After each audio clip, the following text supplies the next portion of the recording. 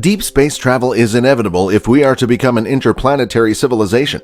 The latest efforts from Elon Musk and SpaceX largely try to solve the engineering problems related to space transportation. However, other challenges need to be addressed if we are to truly advance towards this goal. Entrepreneur Elon Musk has been quite vocal about the need to focus on the big picture when it comes to the grandiose project of having a multiplanetary civilization. On the one hand, most support this approach as it appeals to the emotions of our species. On the other hand, many feel that this approach glosses over some of the finer existentially important problems here on Earth. In this video, we will be outlining 3 major factors that make deep space travel more challenging than how we intuitively understand it. Let us begin.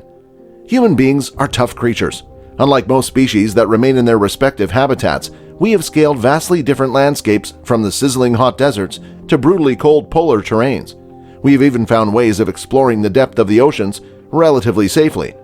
In this regard, we are quite unique. Unlike most other species, we seem to be driven to explore beyond our area of comfort. It is probably this aspect of ours that drives us to explore deep space as well. However, we seem to be hitting the limits of our psychological ability to adapt to harsh environments. Regardless of our ability to adapt, we are social creatures. We do not seem to handle confinement and loneliness well. In 1973, the crew members aboard the Skylab 4 aboard the American space station turned off communication with mission control. Apparently, they were heavily fatigued and had engaged in stressful conversations before the incident. This is just one among many such cases in the past. In 1976, 2 cosmonauts aboard the Salyut 5 space station experienced a sudden toxic stench. The smell was so bad that the crew was brought back to Earth. Following this, a replacement crew made it to the Salyut 5 to investigate. After a thorough investigation, they found that no such stench actually occurred. The entire ordeal was hallucinated by the 2 cosmonauts due to the harsh psychological conditions. Think about the psychological experience of deep space travel like an intense COVID-19 lockdown.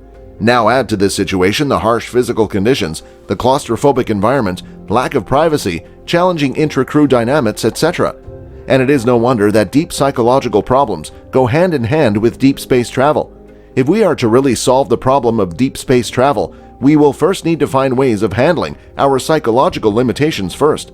Having said this, even if we fix the limitations of our minds, we would still encounter the limitations of our bodies. Our bodies are well suited for the gravity we experience on Earth.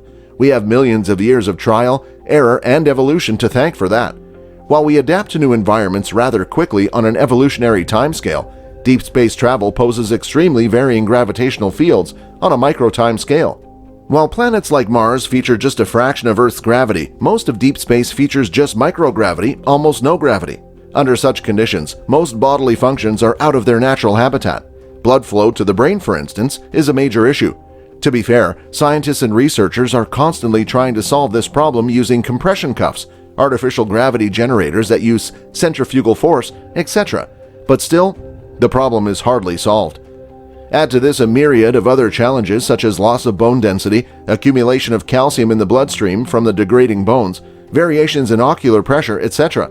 It is clear that the human body is ill-equipped to handle the harsh physical challenges that the varying gravitational fields pose in deep space travel. Radiation is a weird phenomenon. We don't necessarily sense it all the time, yet it is constantly there. Even on Earth, we experience it on a day-to-day basis from our sun, our phones, microwaves, electric cables, etc.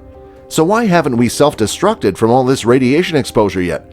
Well, the answer lies in the fact that there are types of radiation that we can handle and types that we cannot. Most of the radiation that we experience on the Earth is non-ionizing. This form of radiation is low in energy and does not harm us. When it comes to technology, we have developed methods of shielding high-energy radiation. In the case of sunlight, the atmosphere filters out most of the ionizing radiation before we get to experience it. On the other hand, in deep space, where we have no atmosphere, high-energy ionizing radiation is abundant. This form of radiation is destructive to us. The worst part is that we don't even feel it until it is too late. Ionizing radiation slowly alters the composition and nature of materials it comes in contact with. This causes DNA-level damage to our fragile human bodies. By the time one can physically feel the difference, one could be greeted with nervous disorders, cancer, and a whole host of degenerative diseases. Currently, space programs track radiation exposure dosage for each astronaut and make sure it doesn't exceed a certain threshold. But long-term deep space travel is a different beast altogether. Scientists are researching genetic modification to fuse tardigrade DNA.